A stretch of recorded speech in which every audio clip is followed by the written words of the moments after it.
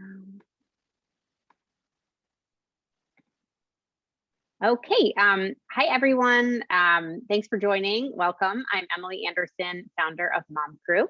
I founded the company in 2019 when I lived in New York City, and I used to run in-person new mom happy hours and mom to be meetups, which were a lot of fun.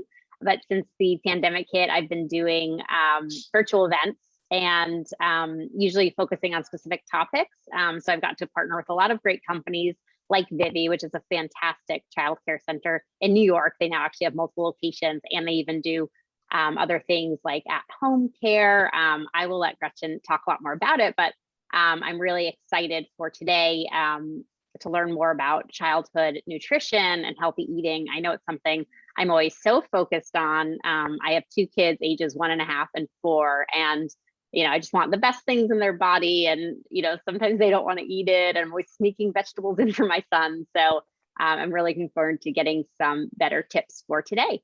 So I am just going to go ahead and turn it over to Gretchen, the head of parent experience or family experience at Vivvi, and I'll let her talk a little bit more and then introduce our nutritionist for today. Hi, everyone. Thank you. Can you hear me okay? Got a thumbs up. Awesome. Thank you so much for that wonderful introduction, Emily. We have loved partnering with you and spreading the good word of taking care of families and meeting them where they are. As Emily said, we do operate a early learning and childcare organization based in New York City, on campus and in school, but also in the home.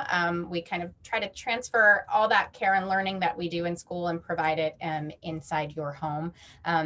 Really based off of meeting parents wherever they are right now, literally, physically, emotionally, mentally. So one of the great things we get to do is talk about the things that are on people's minds as families. And this topic, what I really love about this is I actually started working with Willow on this about a year ago before the pandemic started, and it's a wonderful way to come full circle. And it's also a nice thing to know that pandemic or not, this is an age-old discussion, and we have families all over that will continuously be wanting to get better and learn more about how to be nutritious and healthy with their growing child. So this is exciting to be able to share even more information with you. And Willow, I would love for you to just take a moment and introduce who you are, and we can get into the logistics.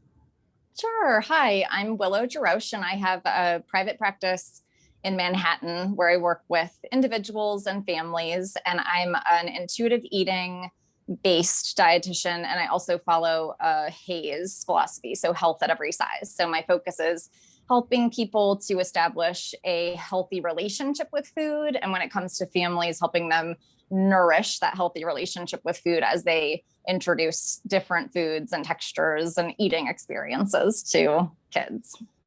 Amazing. And Willow was actually a Vivvi mom at one of our campuses in Tribeca a year ago. So this is wonderful because this was something that was specifically targeted to our Vivvi families for programming purposes. And we're so excited to expand it out. So we're going to try to chat for about 40 minutes to you. And then, as Emily said, we'll save a lot of time for Q&A because this will probably provide some healthy questions you'll be asking.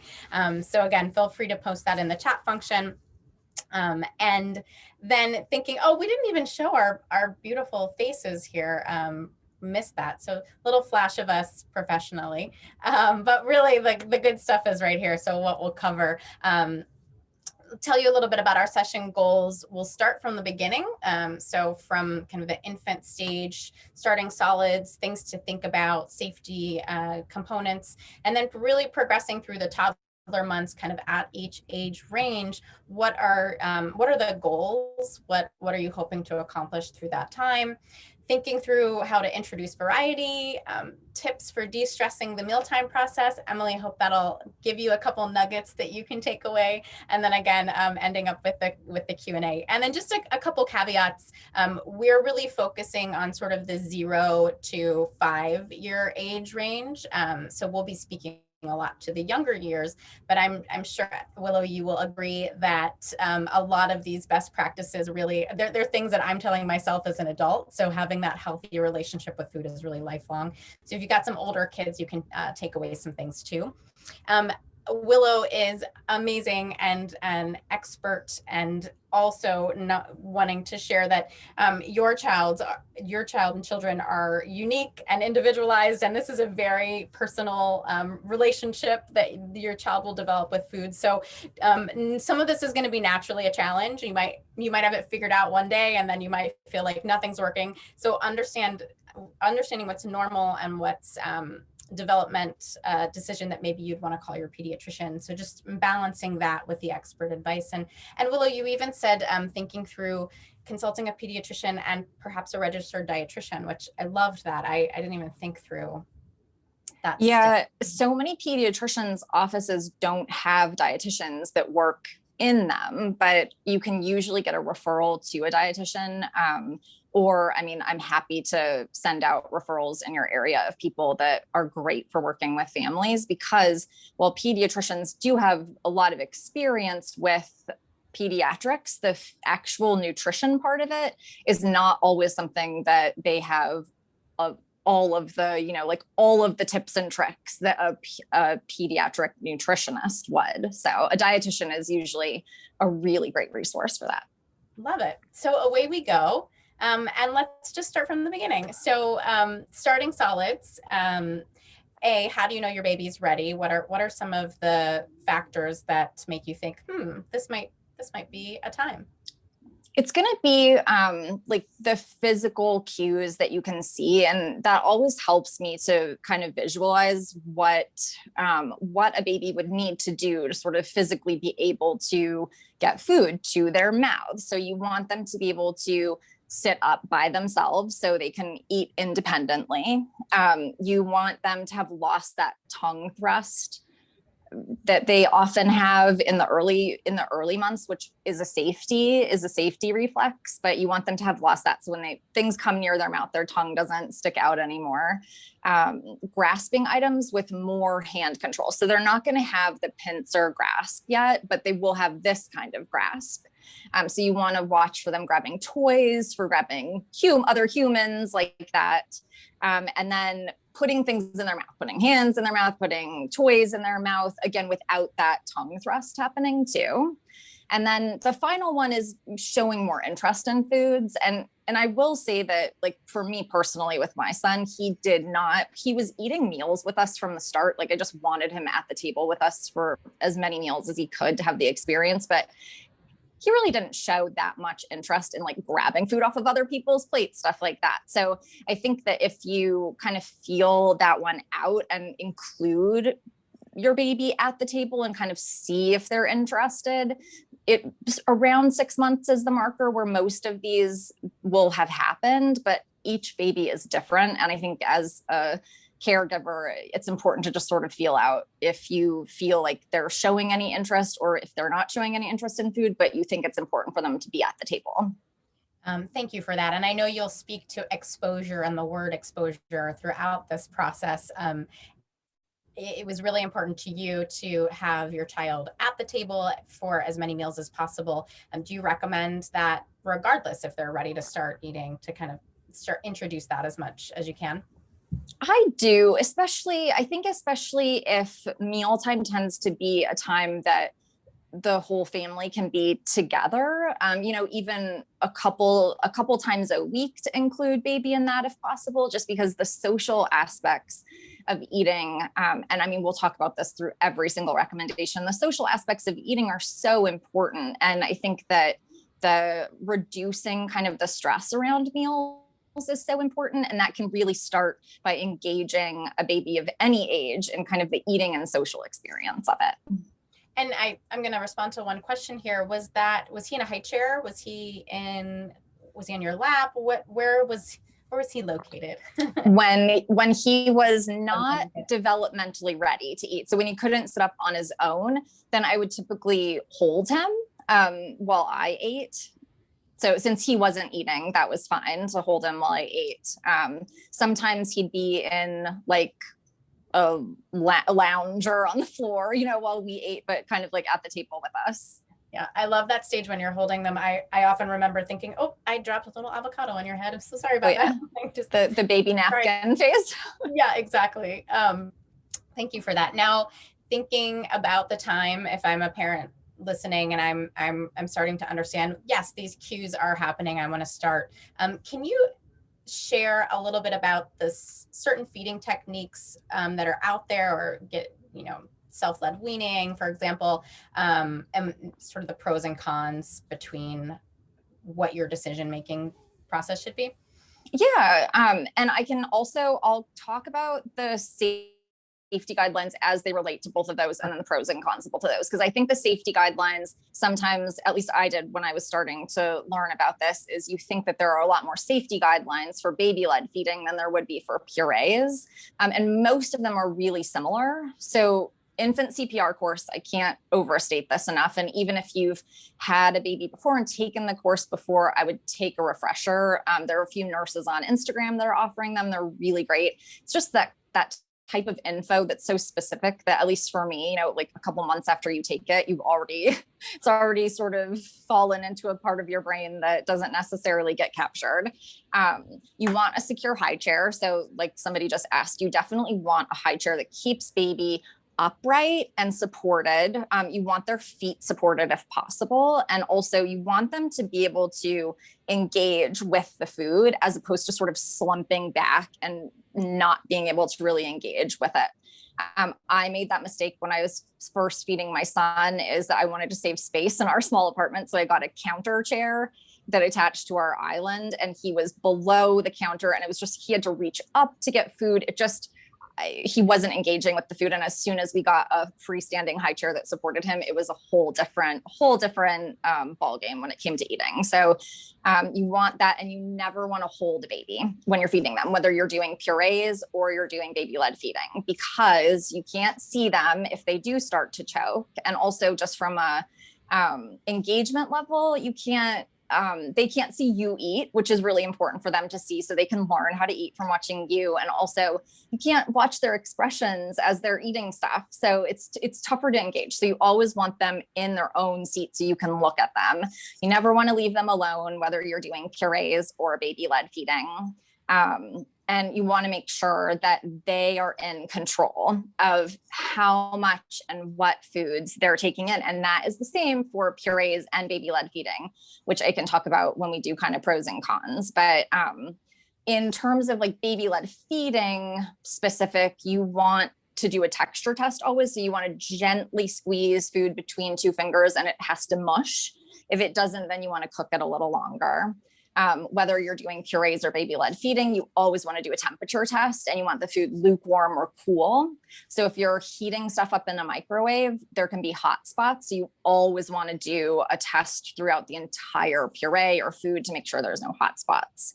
And then if you're doing baby-led feeding, the food should be kind of like a finger-sized piece of food, because most of it's going to be a handle when you're baby-led feeding. So most of the food is a handle, and then a little piece sticks up like above their fist that they can eat. And whether purees or baby-led feeding, no honey before the age of 1, even if it's cooked into stuff. Baby-led weaning specific, you want, since you're thinking about like their development, they're just going to be gumming food. So you don't want to give them any food that they could gum.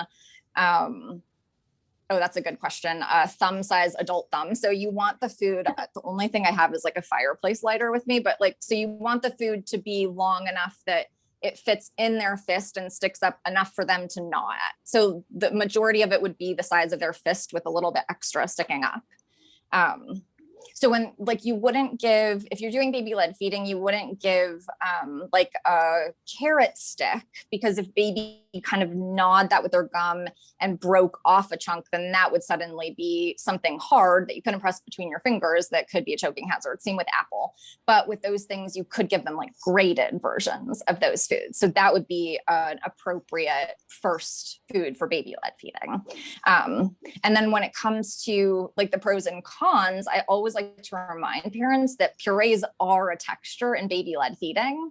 So, if you're giving them smoothies or butternut squash soup or something like that, that's one of the textures. And so the two definitely can intertwine, and there's no rule that says that you have to start with one and you can't switch to the other. Same with purees. If you're doing purees, I would definitely recommend doing preloaded spoons with a little bit of puree in them and giving them to the baby, so baby can feed themselves. So they're still getting that engagement with food. They're still getting that hand-mouth coordination. And also they're still feeling that autonomy of them being in control of how much they eat. Love it. And I know we have questions probably out there about allergies or time between introducing food. Like we've heard pediatricians say wait 3 days, and would love to hear your philosophy on that. Yeah, if baby has moderate to severe eczema, a family history of food allergies, a diagnosed allergy already, then you'll want to see a pediatric allergy specialist or work with your pediatrician to work on kind of like your own timeline that's specific for your child. If none of those things are the case, then the allergy guidelines of the past, where it's sort of like avoid peanuts, avoid shrimp, those types of things, are actually not in play anymore. It's more include all of those foods as early as possible to potentially prevent allergies or severe allergies later on. And then when it comes to number of days, the older recommendations, and a lot of these were sort of just anecdotal, it was like wait 3 to 5 days, introduce one food, wait 3 to 5 days, introduce another food. And so that 6-month period from 6 months to a year is really important for just exposing a baby to a bunch of different flavors and textures and eating experiences. And research shows that the more flavors and textures and eating experiences they can have in that 6-month period, the more likely they are to be engaged, adventurous eaters later on. So if you wait 3 to 5 days in between each food, that could really, really limit the number of foods that you can expose them to. So my recommendation is to go at a pace that feels right to you. And that can be starting off slowly and then introducing more and more, but you don't have to wait 3 to 5 days unless you're following an allergy specialist for your child. I said this last time, and I have a 3-year-old now, and I wish I had heard that advice from you or from someone before, because I was very much like, oh, why can't he's only had like 4 different flavors and he's a year. I'm exaggerating, but it's nice to know that too. And you also said one thing that I've heard that I love and kind of makes your shoulders just come down, like, oh, food before 1 is just for fun. Am I quoting you right? Yeah.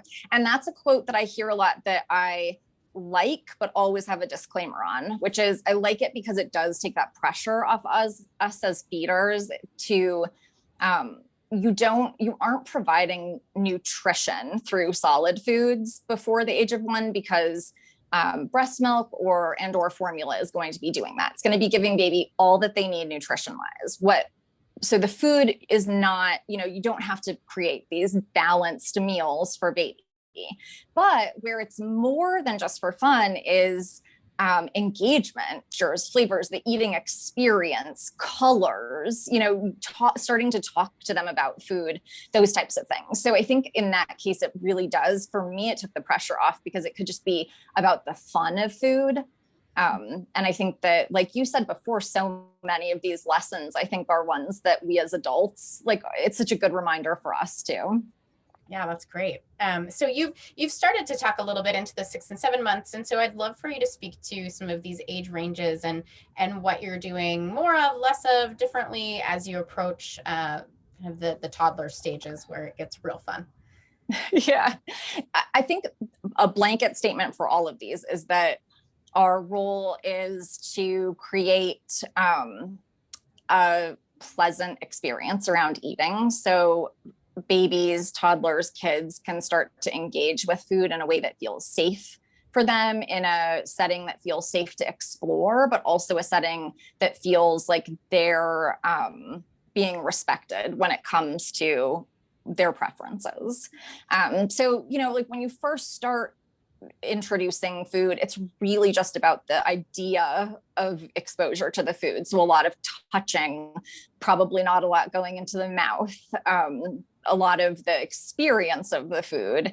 And then as you start to increase variety and increasing the exposure, then they'll start to be able to actually take in more food through their mouth. And that is also when you can start to integrate more iron-rich foods. You can start to integrate more red meats, liver, stuff like that, or beans, lentils, really good sources of iron. But again, within those first 12 months, trying to keep the stress level of meals low is good practice for the later months when it's the toddler months too. Totally normal, abnormal for toddlers to go through low, high appetites, one food, then that food goes away. Then talk about that ups and downs, and do you think about it as a day-to-day, or do you think about it more long-term? Long-term. And yeah, it's toddler appetites will fluctuate from day to day, and that is completely normal. I think as adults, ours do too. It's just that we've been sort of like steeped in diet culture that tells us we should eat the same amount every day. That's kind of ingrained in us, but it's not true. Our bodies shift, our metabolism shifts from day to day. Toddlers are the same. As their growth sort of shifts too, they will eat more or less from day to day. And I always recommend parents think of sort of the average nutrient intake over the course of a month, because it's very normal for toddlers to have like a week of just wanting to eat one food and then another week of switching to another food. And if you sort of look at that over the course of a week, you're like, oh my gosh, my toddler just ate, for mine, frozen blueberries for the whole week.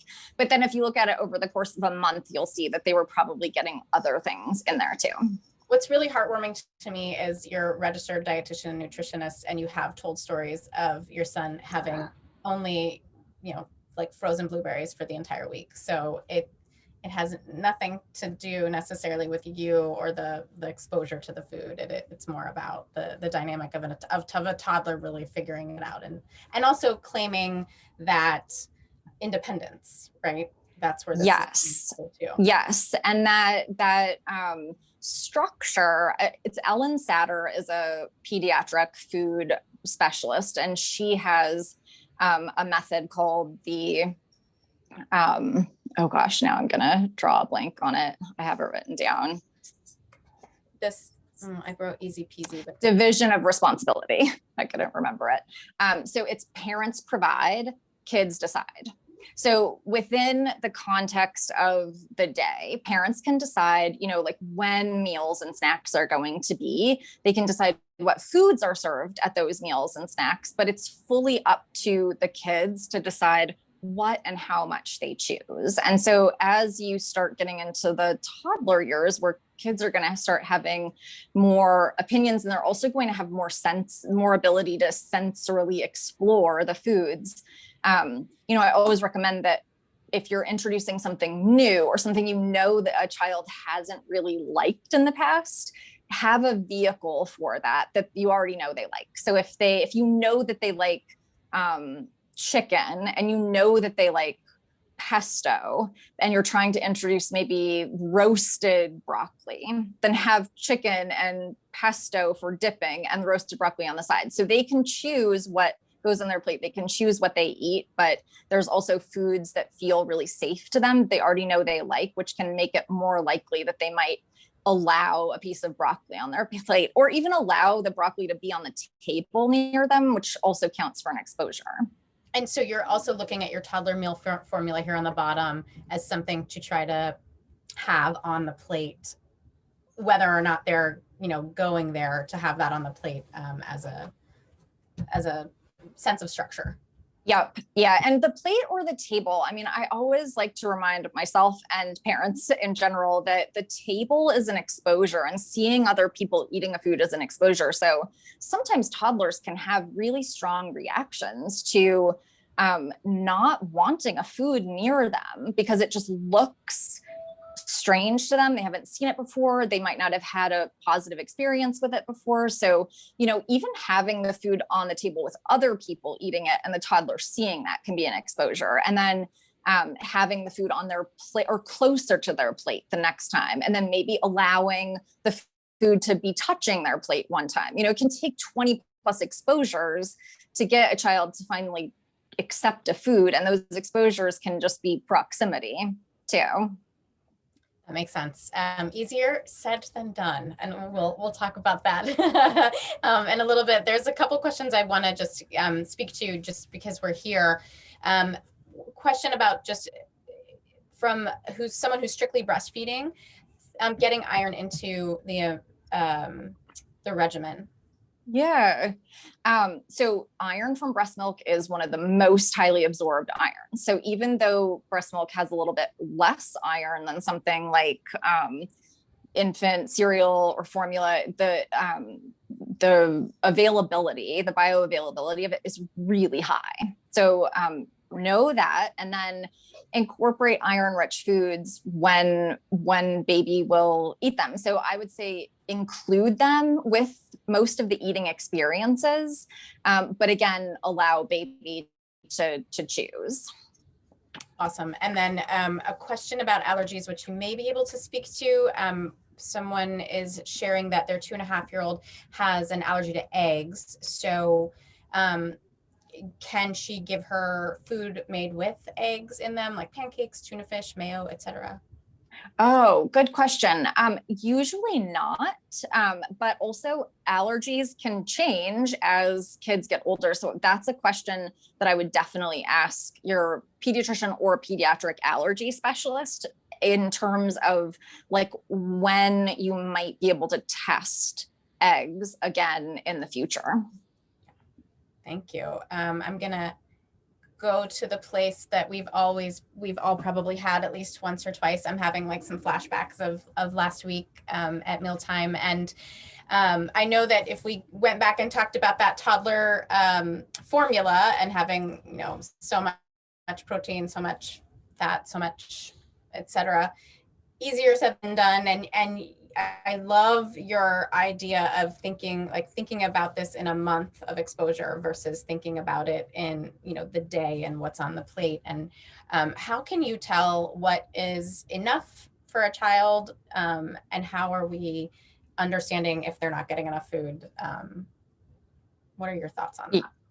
Good question. I think, again, as adults, we are, we're so steeped in diet culture, me included, that sometimes it's really stressful to try to navigate thinking that you know what your child should be eating, but they're not choosing that. And I think a breath and reminding yourself that actually they are so in tune with their body at that age that that's what we want to nurture.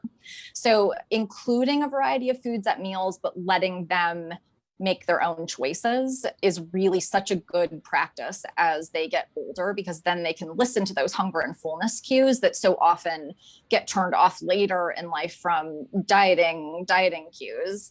And, when it comes to like, I was just thinking of this morning with my son, he had pancakes and I put eggs in the pancakes so they would have a little bit more protein. Sometimes I'll do like green pancakes with spinach blended in. And I always tell him, like these pancakes have spinach or these pancakes have egg, because if I already know he likes the pancakes, then I like him to start associating foods that I might want him to explore on their own or in other foods. I want him to associate those with positive eating experiences. So like if I know he likes pancakes, then I'll serve him pancakes. The next time I might add an extra egg to the pancake and say, these pancakes have egg while he's eating. I usually let him take a few bites first. These pancakes have egg, like egg is so delicious. And it's a good way to start to, again, use another food that they already like as a vehicle to exploring another food. Same with like smoothies. If I'm going to put frozen cauliflower in a smoothie, then I'll have him play the game where he guesses what's in his smoothie once he's drinking it, once he enjoys it. And then he starts to associate like the smoothie that he really likes with cauliflower. And then in the future, if I do like roasted cauliflower at a meal, I can say like, hey, remember cauliflower's in your smoothie that you really liked. And again, it might take 20 of those exposures too, but it kind of plants the seed that those foods can be associated with something that he already likes. Thank you for that. I know there's and we're still staying in kind of the bullet point one, which we could probably talk about for a long time. Where are you with, there's a lovely exposure of food on the table. I am with a child, they don't want any of this, they're not interested. Where are you with having either backup dinner or, I'm going to do this, but I really know they're going to eat this? Or where are you with saying like, this is what we have tonight? And how are you balancing that obviously emotional from your end, from the parent's end response to the toddler or the child? Yeah. I think that it depends on the child's development, and each child is different. Also, it depends on how their day has been. Like if a toddler's had a really stressful day otherwise, and they get to dinner and you can just tell that they're worn out and their lid has flipped way too many times that day and they're just spent. I think you have to play it by ear and do what feels right to you. As kids get older, I do think that it can be helpful to frame meals as like, this is what's for dinner, this is what's for lunch, but include foods that that they like in those meals too, and also have snacks always. So, like, this is what's for lunch. You can have a snack in an hour if you are hungry, and then let them have a snack. So it's more, I like gentle approaches to these things that also are gentle for the caregiver. And so if it doesn't feel right to you, reassess. And for me personally, it typically doesn't feel right to me to tell my son that he, can't have anything to eat if he doesn't have what is served on the table. But within that context too, like, I don't want to be making 2 dinners. So it usually feels better to me to tell him that he can have a snack if he gets hungry. Right. That makes sense. So you're doing a couple different things and deploying them, depending on how he's feeling. I want to remind everyone that, Willow, you said how many times does should a child be exposed to feel comfortable, safe, and interested? 1 time, 2 times? More than 20, research shows. Which is really hard when you're sitting there trying to have a conversation about a plate of food that's going uneaten, but it also can at least set some context to say that that's a lot of exposures. And maybe there's some light at the end of the tunnel as well. And I think exposures can also be like seeing something in the grocery store, like those types of things too. So I always recommend taking advantage of those times when you can. So like if you're at the grocery store and you see something that maybe your toddler hasn't been engaging with much, like, oh, whoa, look at that broccoli. It looks like a flower. Like, what color is it? Those types of things, not pushing at all, just engaging and seeing if you can get them to engage in any way with the food. That is an exposure. What I love is you reframe with positive language. And for those audience members out there, we'll be sending some helpful positive language reinforcements. Thank you very much, Willow. So instead of saying this, here are some tools. And I know one that I've done is like, no, but this tastes so good. You're gonna love it. Just try it. And you touched a little bit about like food scarcity and what the impact is on saying that. I'm sure that everyone on this panel has probably always said that at least once, or in the audience. So would you speak to that a little bit? Sure.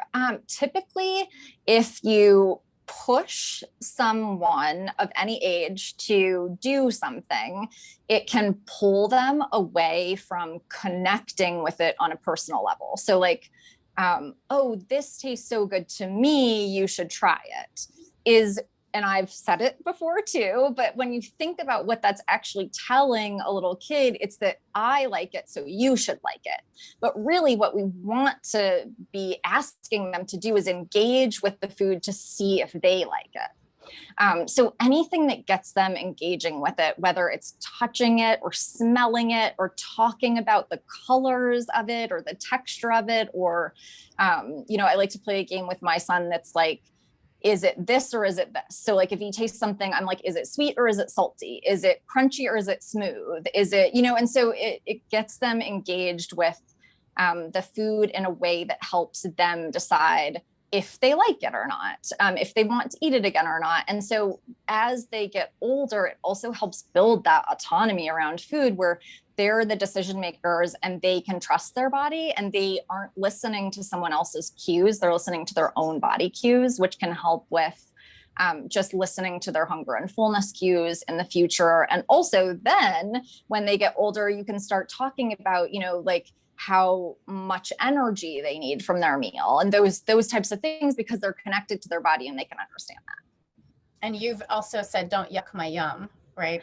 That's such an important one that I think is important to start from the start. As soon as they're eating is, like family table rule, don't yuck my yum, is that if you don't like something, that's completely okay. Our taste buds change. Maybe in the future you'll like it. But you don't want to say like, oh, this is awful, because somebody else might really like it and that might take some of the joy out of their food. So general food rule, I think, is don't yuck someone else's yum.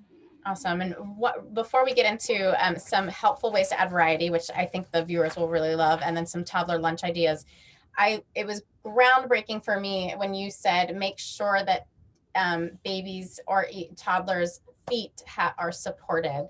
And I went back home and watched my son's legs just kind of like flap around, and we put books underneath his chair. And so I love that note of when your body is distracted, then you can't really focus on the food.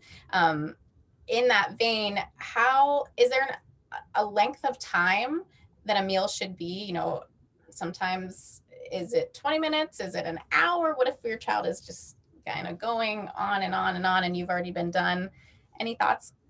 Yeah. And I'm so glad you brought that up, because I think that it brings up a good reminder. And one that I use a lot as a parent is imagine yourself in a giant's world, like imagine what that would feel like, and imagine how at times it could be really stressful, or it could make you feel like you didn't necessarily have choice over a lot of things if things aren't your size. And so at like the table, having something to support a child's feet is so important, because imagine sitting on a giant chair and you're eating and you're swinging your legs, and you're concentrating on two things at once. One is swinging your legs and one is eating. And typically for little kids, the one that gives them more activity is going to be the one that they focus on more. And so the attention span of a toddler is anywhere from 3 to 6 minutes.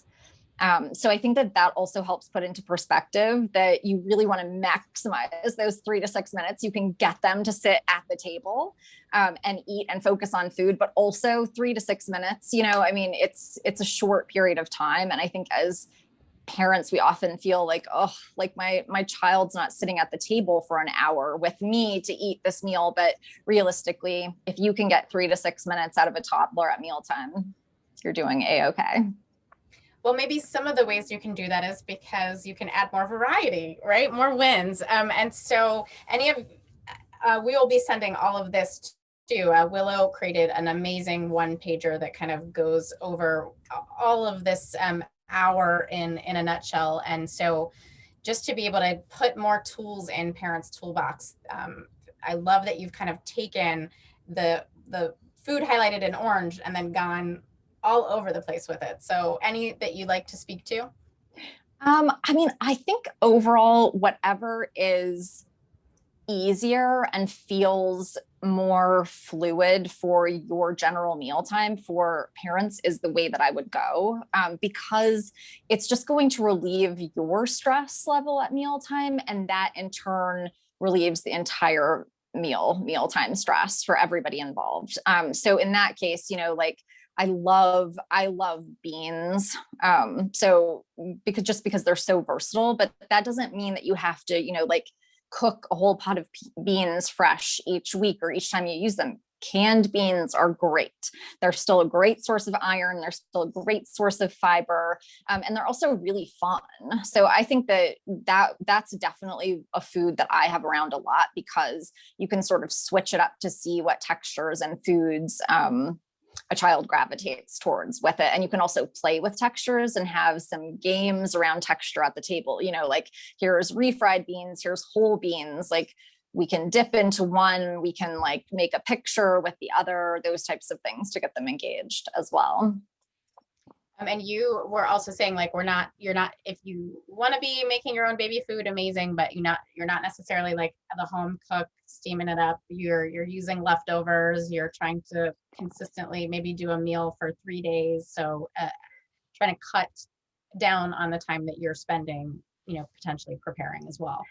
Yes. And the engagement at the meal is the really, really important part. So talking about the food, talking about how it feels, how it tastes, how it looks to your child, those types of things are part of the nutrition of the meal. They truly are.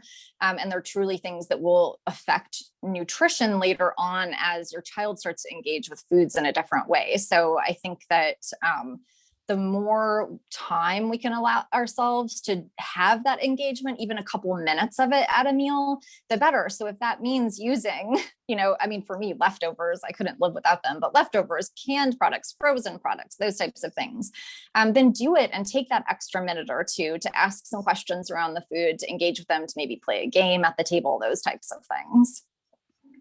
You've also included some toddler lunch ideas, which is a nice way to refer back to the solution of a fourth of this, a half of this, a fourth of this, and how that can be shared throughout the day. And I'm going to throw a curveball at you that I did last time.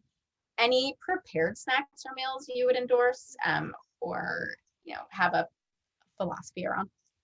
Yeah. And when I put these together, I was thinking that these were all like leftovers that were probably in the freezer or fridge too. So by no means am I thinking that you're going to be whipping up, like a toddler lunch that takes you much time to do. And then when it comes to, especially if you're packing their lunchbox for Vivvi, right? Yes. In the morning, putting all of these together.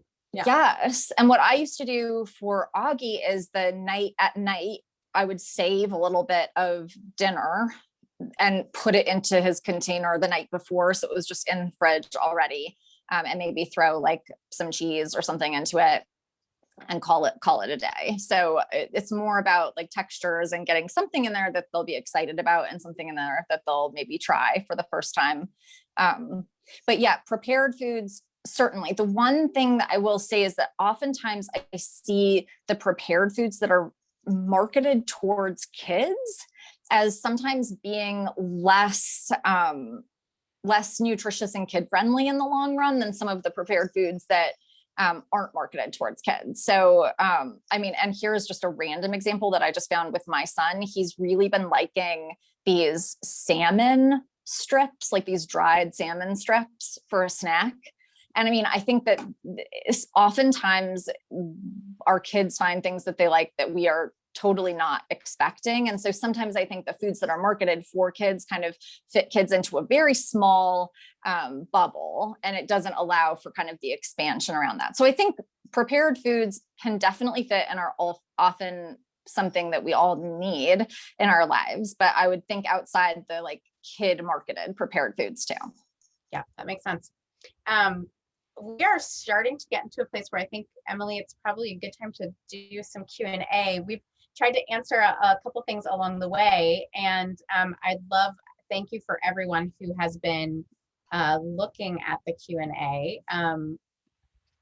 Emily, do you have any that you see that I've kind of glossed over? Please, audience, if you haven't put in anything right now, I would love to understand what you're interested in. I love that a comment about eating more at daycare than at home.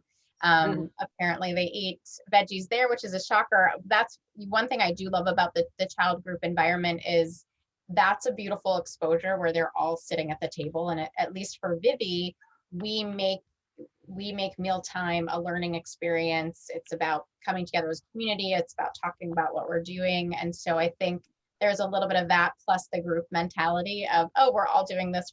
I'm with my little people, like my mom or my dad or my parents aren't there with their emotion, and maybe they can kind of let that go. Yeah, definitely. And I think you can also utilize some of that same group mentality when having family meals together too, by not pushing at all, but like engaging at the table with like yourself and experiencing the food. Like, oh, this is what I love about this, those types of things. But I mean, seeing other kids enjoying something is one of the best ways to sort of get ahead in the exposures, a couple of exposures, I think. Here's a question that came in that I think is a good one. At what age should they be able to spoon themselves food, or use a fork, or just utensils in general? When do you recommend introducing that, and then maybe trying to like push them to use utensils more? I recommend utensils from the start. So if you're doing purees, I would Easy Peasy makes an ergonomically designed toddler or baby infant spoon, and so does Gootencil.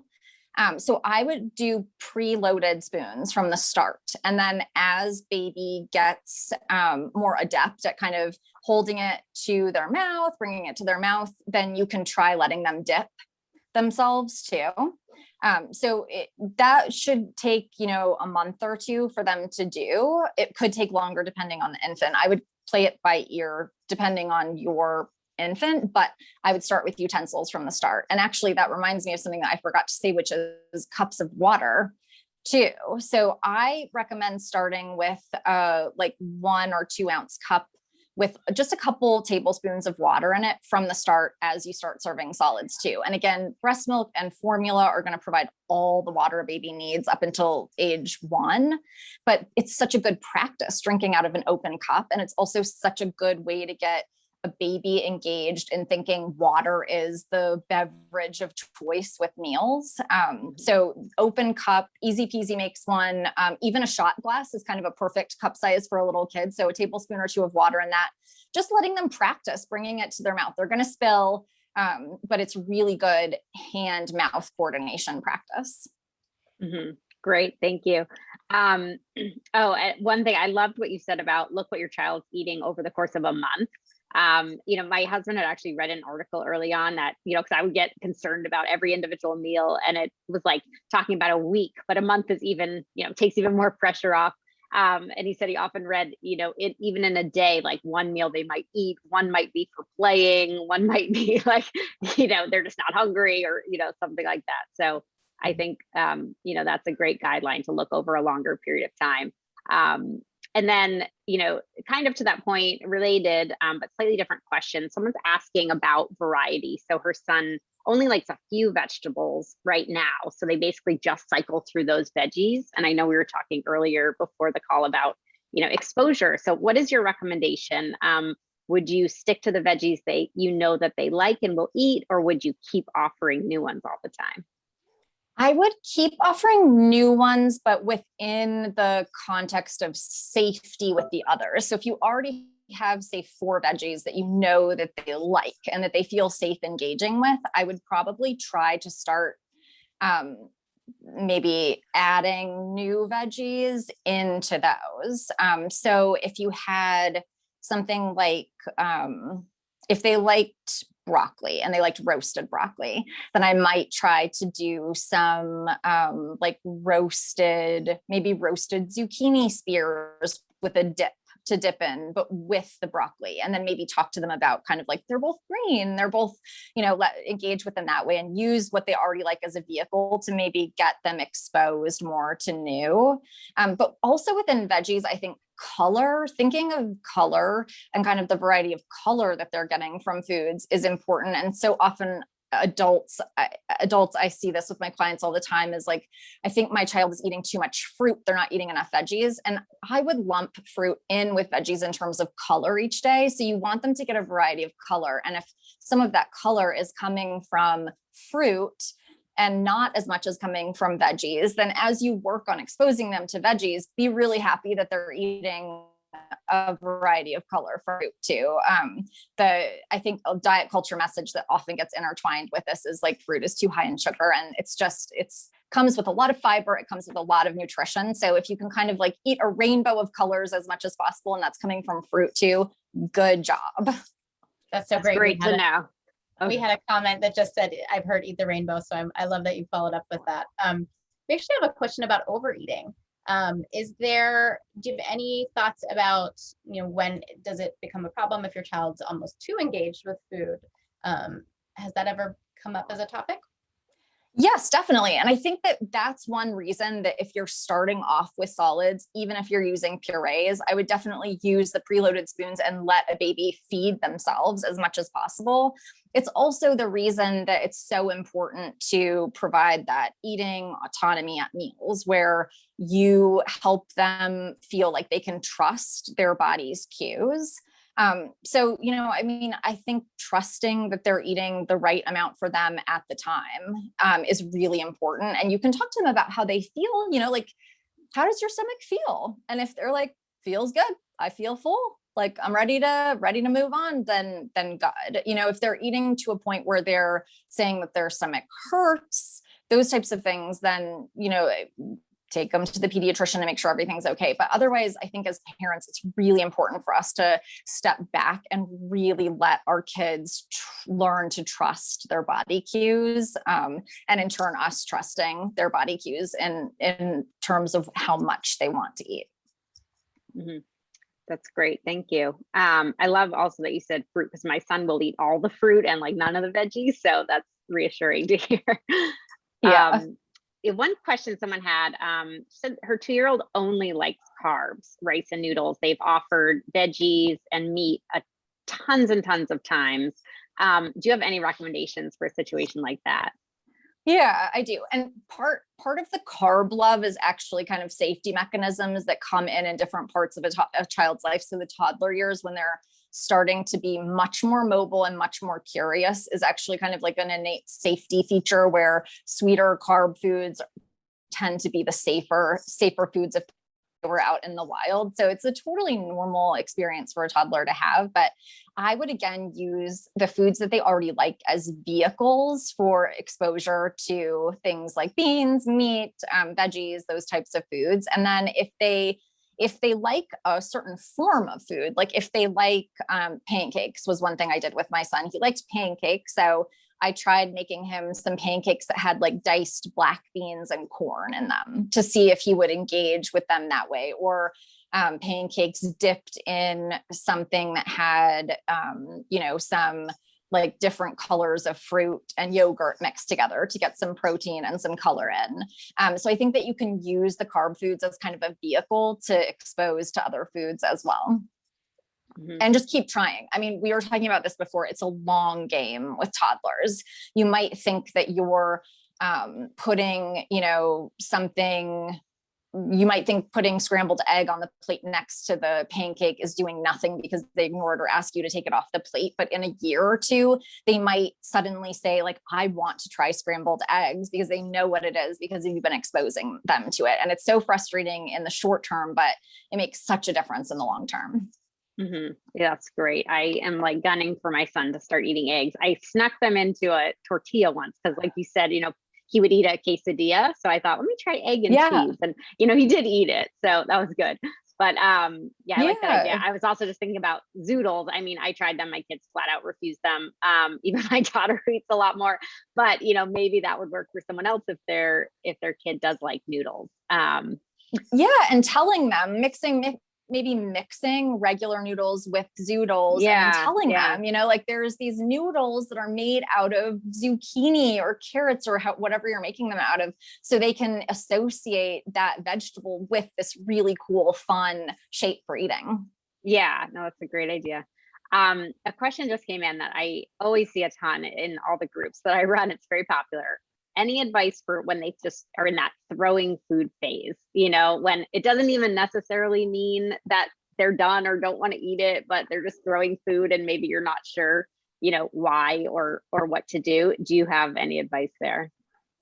Yeah. I mean, it's so frustrating because it's so much to clean up and it makes meal times last so long, especially if you're trying to head out the door to get somewhere. But part of the exploratory phase of eating is touching it. So I think to a certain extent, allowing touching of the food. When it comes to throwing the food, sometimes keeping their hand busy with something else can help. So if it's a younger child and they're using utensils, I would say give them a couple utensils so they can hold one while they're using one. And sometimes just having something in their hand kind of makes them feel busy and they'll eat with the other.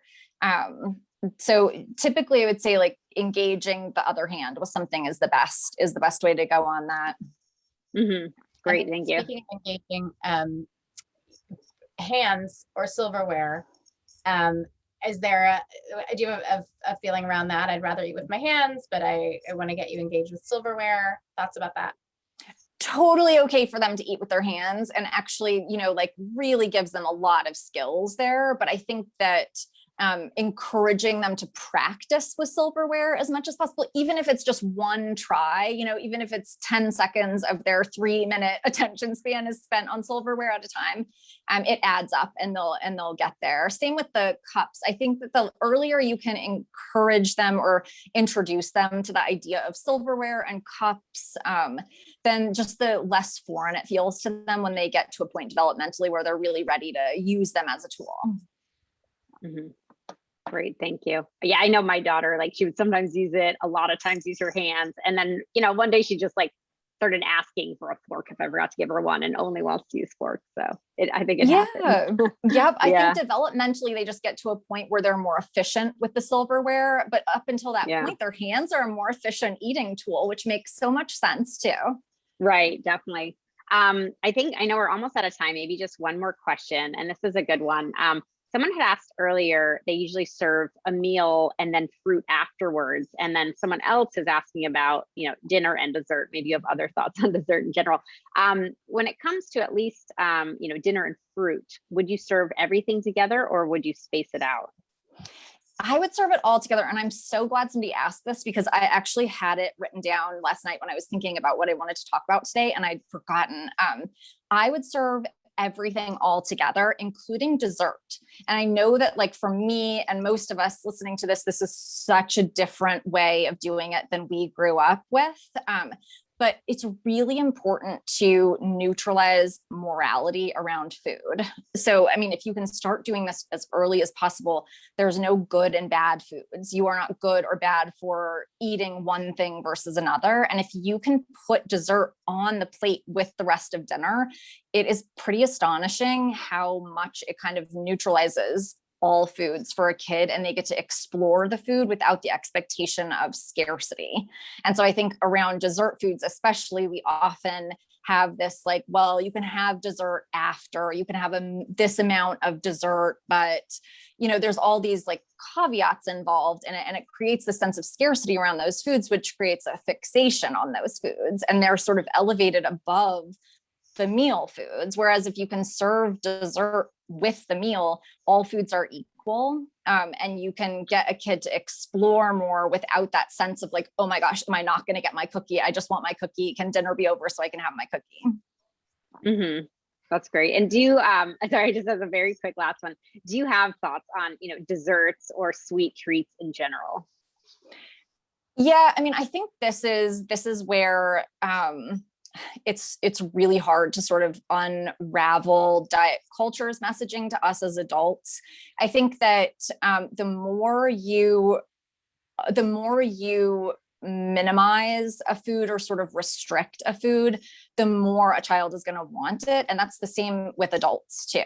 So the more you can give a child foods on a regular basis, the more they're going to feel like that's a food I can have anytime. I can really decide if it's something that I want now. And also when I'm full and I'm eating it, I can stop, as opposed to like, I am so full that I know I'm not going to get a cupcake again until, like 5 months from now.